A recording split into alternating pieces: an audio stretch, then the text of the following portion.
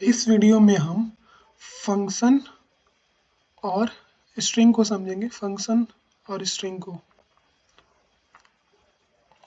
Function और string जो कि हमारा यूपी बोर्ड की क्लास 10th का चौथा चैप्टर है, जिसका टाइटल है फंक्शन एंड स्ट्रिंग। अब सी भाषा में फंक्शन क्या होता है? फंक्शन जो होता है एक प्रोग्राम का ब्लॉक ऑफ कोड होता है जो किसी विशेष क्रिया को करने का कार्य करता है। वापस से समझेंगे फंक्शन क्या होता है।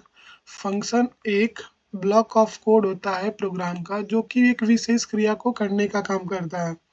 जैसे कह सकते हैं फंक्शन जो होता है हमारा छोटे छोटे मॉड्यूल में बटा होता है। जैसे ये वाला कर्ली ब्रैकेट अलग हो जाएगा, वैसे ही एक और कर्ली ब्रैकेट होगा जिसके अंदर अलग स्टेटमेंट लिखा होगा। थोड़ा माउस से लिखा जा रहा है, थोड़ा तो राइटिंग खराब दिख रहा होगा, लेकिन फंक्शन जो होता है कह सकते हैं ना, जैसे ये अलग सेक्शन है, ये अलग भाग है, तो ये अलग भाग है, तो हर एक जो भाग होगा ना, ये पार्ट वन कह सकते हैं कि जो पार्ट वन है वो किसी विशेष क्रिया को करने का काम करेगा। अब जो पार्ट टू है दूसरा है, वो किसी दूसरे विशेष क्रिया को करने का काम करेगा। यानी फंक्शन होता है जो कि हमारा एक प्रोग्राम का ब्लॉक ऑफ कोड होता है जो किसी विशेष क्रिया को करने का कार्य करता है।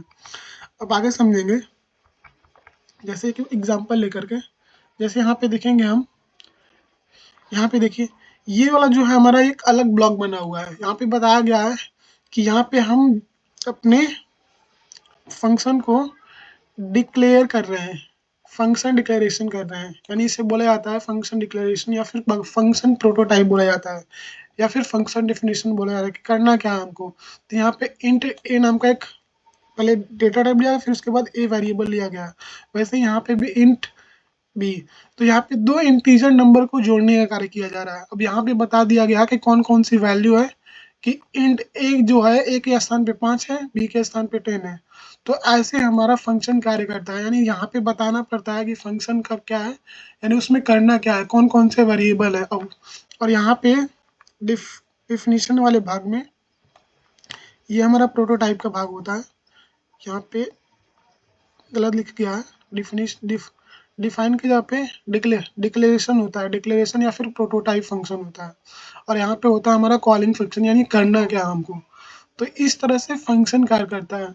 अब फंक्शन के टाइप के बारे में समझेंगे। तो फंक्शन जो होता है सी भाषा में, फंक्शन को दो भागों में बांटा गया है, एक स्टैंडर्ड लाइब्रेरी फंक्शन और दूसरा है user defined function. Standard library function को दूसरे नाम से भी जाना जाता है बिल्ट इन फंक्शन। इसका क्या मतलब होता है?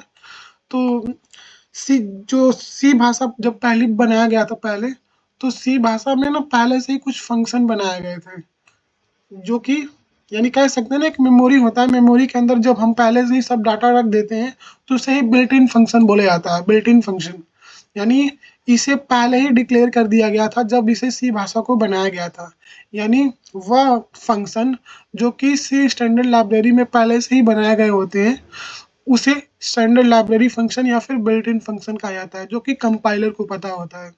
और दूसरा होता है यूजर डिफाइंड फंक्शन। क्या होता है? तो यूजर डिफाइंड फंक्शन वे फंक्शन होते हैं जो कि यूजर द्वारा, यानी उपयोगकर्ता जो कंप्यूटर पे कार्य कर रहा है, जो प्रोग्रामर होता है, तो उसे ही क्या बोला जाता है? User defined function. इसमें नाम से ही समझ में आ रहा है कि वह फंक्शन जो कि यूजर के द्वारा बनाया जाता है, यूजर के द्वारा यानी उपयोगकर्ता के द्वारा या फिर प्रोग्रामर के द्वारा, तो वो हमारा function standard user defined function कहलाता है। यहाँ पे हमने परिभाषा लिखा है कि ये वे फंक्शन होते हैं जो कि इस लाइब्रेरी में पहले से ही बने होते हैं, जिसका इस्तेमाल करने के लिए बस हमको हैश इंक्लूड के साथ जोड़ना पड़ता है। जैसे stdio.h, math.h, string.h। इसके अलावा भी हमारा होता है सी टाइप.h, सी टाइप.h, सी टाइप.h के अलावा और भी होता है हमारा कौन io.h, कौन io.h। तो ऐसा ही बहुत सारे हेडर फाइल को हम हैश इंक्लूड वाले शब्द से जोड़ देते हैं, तब इसका इस्तेमाल किया जाता है स्टैंडर्ड लाइब्रेरी फंक्शन का। अगला है इसका और भी सारे, इसके अंदर जो हेडर फाइलों के अंदर आने वाले जो फंक्शन होते हैं उनका यहाँ पे नाम लिखा हुआ है। प्रिंटफ और स्कैनर जो कि हमारा स्टैंडर्ड इनपुट आउटपुट फंक्शन का भाग है, यानी stdio.h का भाग है। और स्क्वायरिटी जो हमारा भाग है वो math.h का है, स्क्वायर भी जो है math.h का है, और स्टर्लिन जो है हमारा स्ट्रिंग का भाग है। और इसके अलावा और भी फंक्शन होते हैं जो कि स्ट्रिंग के होते हैं, जैसे स्ट्रिंग str, cmp हो गया, यहाँ पे cmp लिखा हुआ है, ध्यान से समझ लीजिएगा। ऐसे ही cpy होता है, cpy का मतलब होता है कॉपी, यहाँ पे str लिखा रहेगा, str यानी स्ट्रिंग को कंपेयर यहाँ से किया जाता है cmp से, यहाँ से कॉपी किया जाता है। और भी स्ट्रिंग अपर होता है, स्ट्रिंग लोअर होता है, ऐसे बहुत सारे फंक्शन होते हैं जो कि स्ट्रिंग हेडर फाइल के अंदर आते हैं। इसका एग्जांपल देखेंगे अब।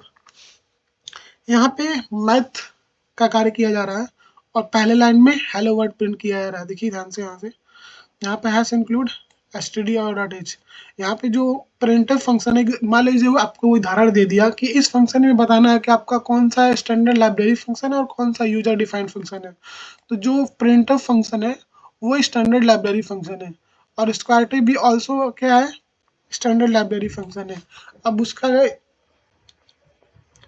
सॉरी, मान लीजिए आपको इसका दिखाना है यूजर डिफाइंड फंक्शन का, तो इसमें आप खुद से बना सकते हैं। जैसे कि मान लीजिए हमको नमस्ते प्रिंट करना है, तो उसका नाम दे देंगे प्रिंट नमस्ते, प्रिंट नमस्ते।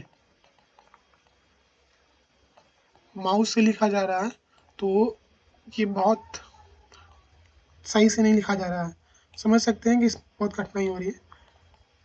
प्रिंट जैसे समझ सकते हैं आप कि आप जो बनाएंगे फंक्शन, जैसे प्रिंट नमस्ते हो गया, प्रिंट हेलो हो गया, या फिर कोई जैसे प्रिंट जैसे ऐड करने वाला भी है, जैसे ऐड नाम से अभी आपने फंक्शन बना दिया, तो ये भी एक तरह से यूजर डिफाइंड फंक्शन ही होता है। सम भी क्या होता है, एक यूजर डिफाइंड फंक्शन ही होता है, लेकिन इसका उपयोग अलग तरीके से किया जाता है। जो कि हमारा फंक्शन जो होता है ना, छोटे छोटे मॉड्यूलर में बटा होता है। फंक्शन का काम ही होता है कि प्रोग्राम को छोटे छोटे भागों में बांट करके अलग अलग कार्यों के लिए किया जाता है। जैसे यहाँ पे एक एग्जांपल दिखा रहे हैं आपको, दिख रहा है यहाँ पे,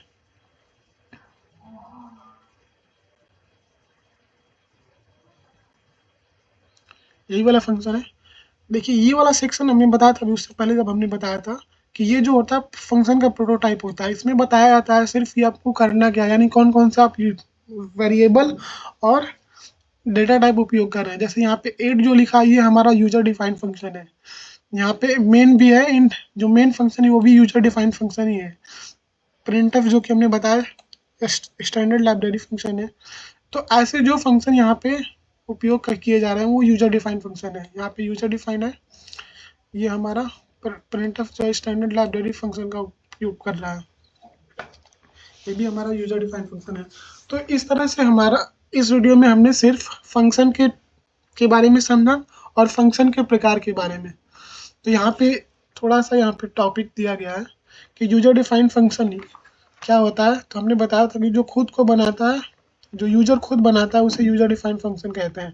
जैसे कोड छोटा, जैसे इसका इस्तेमाल क्यों किया जाता है फंक्शन का, तो कोड छोटा हो जाता है और साफ रहता है, और बार बार लिख करके उस बार बार लिखने की ज़रूरत नहीं पड़ती है। और उस जो प्रोग्राम होता है वो मॉड्यूलर बनाते हैं। मॉड्यूलर का मतलब होता है हिंदी में कि छोटे छोटे भाग में बांटना, छोटे छोटे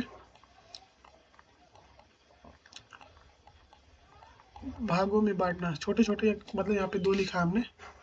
तो इस तरह से हमारा ये सी भाषा के प्रकार के बारे में, सी भाषा के फंक्शन के प्रकार के बारे में हमने समझा।